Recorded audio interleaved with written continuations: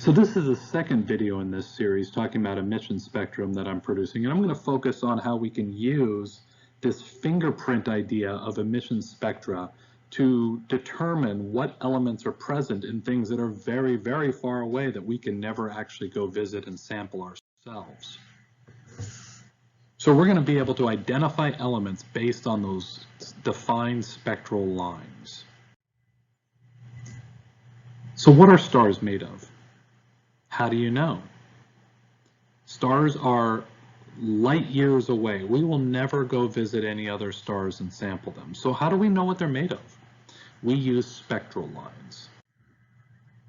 We use this idea of spectral lines based on the fact that stars are essentially plasmas, highly energized gases whose electrons are being pushed around, jumping to different orbitals, and then releasing that light as they jump back down.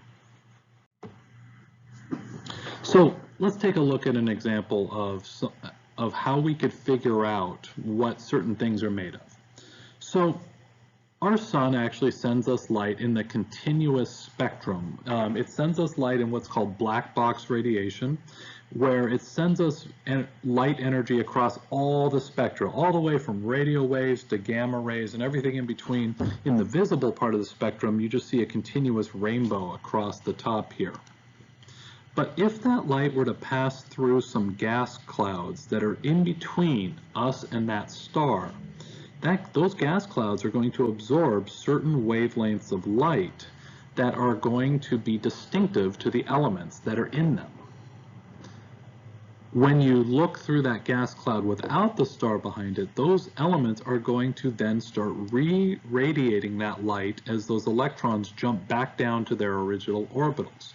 So we can actually look for what bands of light are missing in those absorption spectra to figure out what they're made of, or we can see what light they're emitting through their emission spectra, and we can use those bands to look at those fingerprints and determine what element it is. Notice that the emission line and the absorption line are exact opposites of each other, so they both work just as well to determine what something is made of. It's important to look at things in different wavelengths of light, because you have to realize that some of these wavelengths of light are beyond the visible spectrum. They may be in the infrared, they may be in the ultraviolet. It's important to look at all of them. So here's an example. So the Crab Nebula looks like this to the naked eye, of course through a telescope, because we can't see that. But the Hubble Space Telescope takes a look at this in the visible light spectrum and it looks like this. That tells us something about it, but it doesn't give us all the information about what is going on in that Crab Nebula. We need to look at other wavelengths of light to learn more about what's actually going on. What are the processes, what's in it. So this is different telescopes looking at different wavelengths of light. So in the infrared spectrum, it looks like this. Not that much different, but a little bit different. Here's the radio wave spectrum. Here's the ultraviolet spectrum. But actually one of the most useful images of all of them is looking at it in the X-ray spectrum. Because only in the X-ray spectrum were we able to determine this shape that's going on right here, where this thing is spiraling in on itself and then shooting out a jet of gas out of its center. That tells us an amazing thing about what's going on in there that you can't tell in the other wavelengths of light. So we're discovering thousands and thousands of planets outside of our own solar system. We call these extrastellar planets, exoplanets. These planets are solar systems around other stars that are not our sun. And we're actually figuring out what these stars are made of, what their atmospheres are made of. And we do it using spectral lines. So when one of these planets moves in front of its star, the sunlight coming through the atmosphere of that planet will have some of its light being absorbed. We can look at the light being absorbed and identify what elements are in that atmosphere by these lines that were absorbed that didn't make it through the atmosphere. And so in the case of this particular planet, we notice that this planet has an atmosphere full of sodium vapor. Now, sodium doesn't turn into a vapor until it's over 2,000 degrees.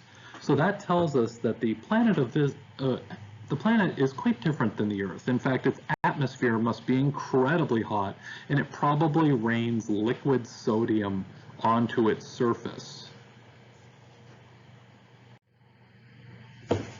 We can also use this idea to examine our own planets. Long before we ever sent spacecraft to visit the other planets of our own solar system, we already knew what their atmospheres were made of.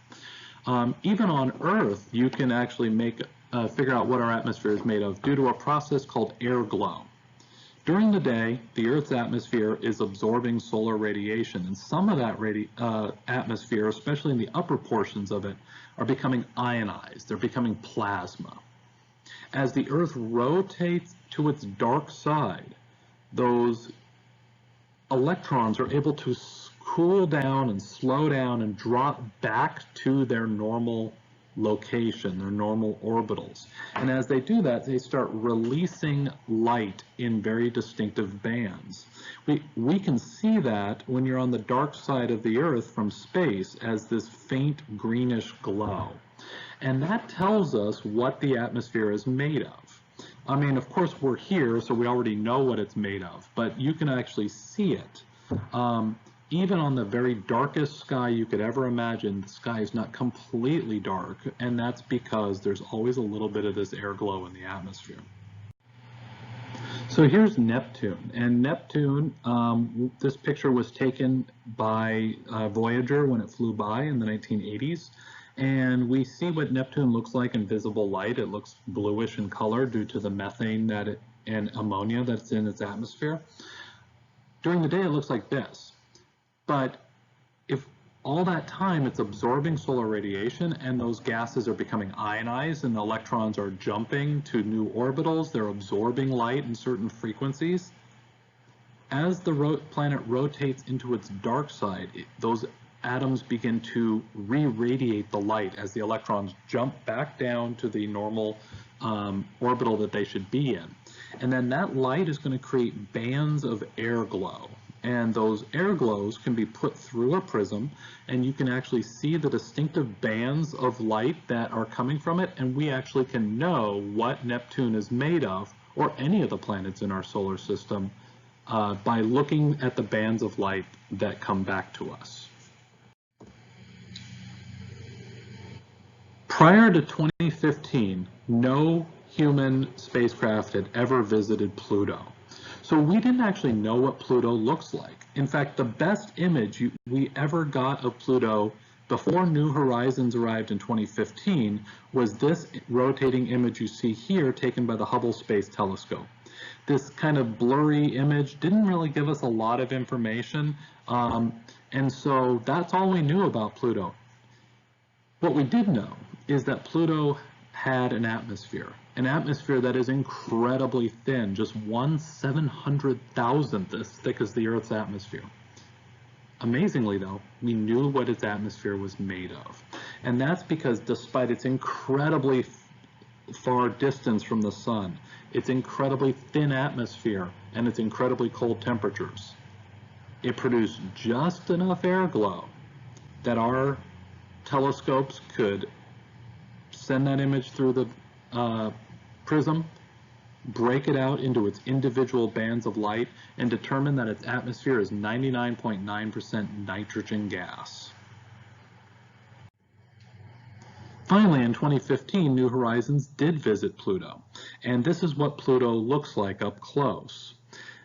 But as New Horizons passed Pluto and rotated around and looked back at it, it was able to look at the sunlight shining through the backside of Pluto's atmosphere, was able to run that light through a spectral scope and determine, yes, indeed, the atmosphere is made of nitrogen.